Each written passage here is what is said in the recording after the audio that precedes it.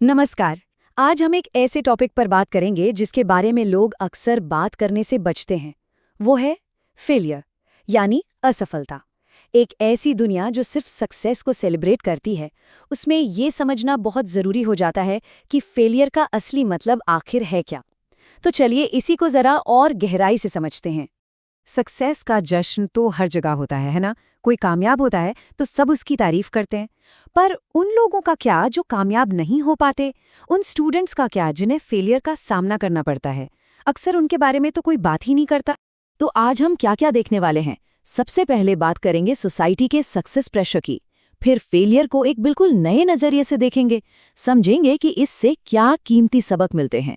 इसके बाद आगे बढ़ने के लिए कुछ टूल्स पर नजर डालेंगे और आखिर में एक बहुत जरूरी बदलाव की बात करेंगे। तो चलिए शुरू करते हैं पहले हिस्से से, समाज में सफल होने का दबाव। सोचने वाली बात है, हम सब पीछे रह जाने से इतना डरते क्यों हैं आखिर? देखिए, हमारा समाज ना सक्सेस और फेलियर को बिल्कुल अलग अलग चश्मे से देखता है। एक तरफ है सक्सेस, जिसका जश्न मनता है, वाहवाही होती है और उसे ही सब कुछ मान लिया जाता है, मतलब अल्टीमेट गोल। और दूसरी तरफ फेलियर, जिसे एक धब्बे की तरह देखा जाता है, इग्नोर कर दिया जाता है और बस उसे ही सब कुछ का अंत समझ लिया जाता है। और असली प्रॉब्लम की जड़ पता है क्या है?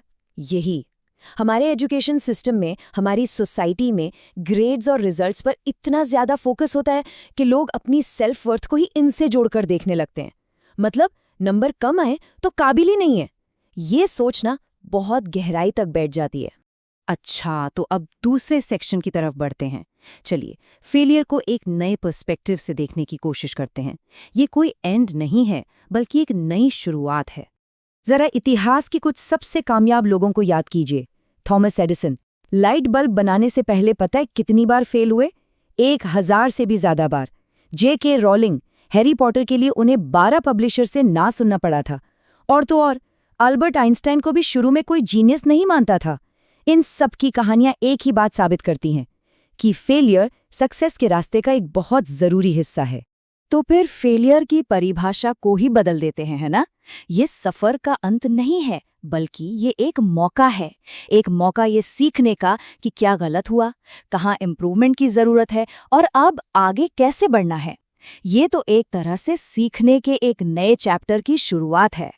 तो बस ये बात याद रखनी है कि फेलियर सिर्फ एक स्टेपिंग स्टोन है, कोई बंद दरवाजा नहीं।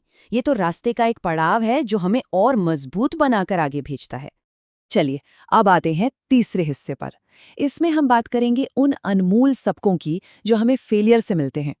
ये वो छिपी हुई ताकतें हैं जो मुश्किलों से ही हासिल होती हैं। सबसे पहली चीज जो फेलियर सिखाता है वो है रेजिलियंस, मतलब मुश्किलों से लड़कर वापस उठने की ताकत। ये आपको भविष्य के चैलेंजेस के लिए मजबूत बनाता है, बिल्कुल वैसे ही जैसे एक्सरसाइज से मसल्स मजबूत होती हैं। इसी को तो ग्रोथ माइंडसेट भी कहते हैं। ये मानना कि हमारी काबिलियत फिक्स नहीं है, मेहनत से बढ़ सकती है। दूसरी चीज है एम्पैथी, यानी सहानुभूति। जब कोई खुद फेलियर का दर्द महसूस करता है ना, तो वो दूसरों के स्ट्रगल को कहीं बेहतर समझ पाता है। और इससे होता क्या है? हम एक दूसरे को ज्यादा सपोर्ट करने लगते हैं और एक ज्यादा केयरिंग सोसाइटी बनती है। और तीसरा और शायद सबसे जरूरी सबक, फेलियर हमारी गलतियों को आईने की तरह साफ साफ दिखाता है। हर फेलियर एक तरह से बहुत कीमती फीडबैक है। वो हमें सीधे सीधे बताता है कि देखो, ये तरीका काम नहीं आया, ताकि अगली बार हम अपने अप्रोच को बेहतर बना सकें। इसी को कहते हैं प्रोडक्टिव फेलियर, मतलब एक ऐसी हार जो अगली जीत की तैयारी कराती है। ठीक है, तो थ्योरी तो समझ ली। अब बात करते हैं प्रैक्टिकल तरीकों की। हमारा चौथा सेक्शन है आगे बढ़ने के लिए एक टूल किट, मतलब फेलियर को गले लगाकर आगे बढ़ने की कुछ काम की स्ट्रैटेजीज। तो ये फेल फॉरवर्ड कैसे करें, मतलब असफल होकर आगे कैसे बढ़ें। स्टेप 1, अपनी गलतियों को एनालाइज करें, लेकिन ऑब्जेक्टिवली, खुद को ब्लेम किए बिना। स्टेप 2, रियलिस्टिक गोल सेट करें, ऐसे लक्ष्य जो हासिल किए जा सकें ताकि फालतू का प्रेशर ना बने। स्टेप 3, अपने सपोर्ट सिस्टम यानी दोस्तों और परिवार की मदद लेने से बिल्कुल ना हिचकिचाएं। और आखिरी स्टेप 4, रास्ते में मिलने वाली छोटी छोटी जीतों को भी सेलिब्रेट करें। इससे कॉन्फिडेंस और मोटिवेशन दोनों वापस आते हैं। और एक बात समझना बहुत जरूरी है, नेवर गिव अप एटीट्यूड का मतलब ये बिल्कुल नहीं है कि कभी फेल ही ना हो।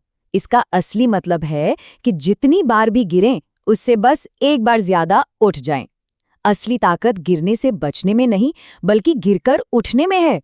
और अब हम आ गए हैं अपने आखिरी सेक्शन पर। यहाँ हम बात करेंगे एक बहुत ज़रूरी बदलाव की, कि इसमें पेरेंट्स, टीचर्स और पूरी सोसाइटी का क्या रोल होना चाहिए। एक सपोर्टिव माहौल बनाने के लिए हम सबको मिलकर काम करना होगा। पेरेंट्स को चाहिए कि वो क्रिटिसाइज करने की बजाय बच्चों को एनकरेज करें। टीचर्स को क्लास में एक ऐसा सेफ स्पेस बनाना होगा जहाँ गलतियां करने को सीखने का हिस्सा माना जाए।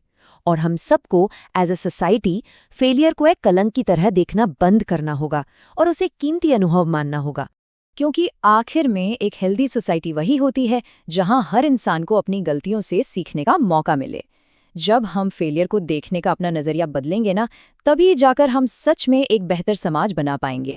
तो आखिर में एक सवाल के साथ इसे खत्म करते हैं। जरा सोचिए, क्या हो अगर किसी की अगली असफलता ही उसकी सबसे बड़ी ताकत बन जाए? इस पर जरूर सोचिएगा।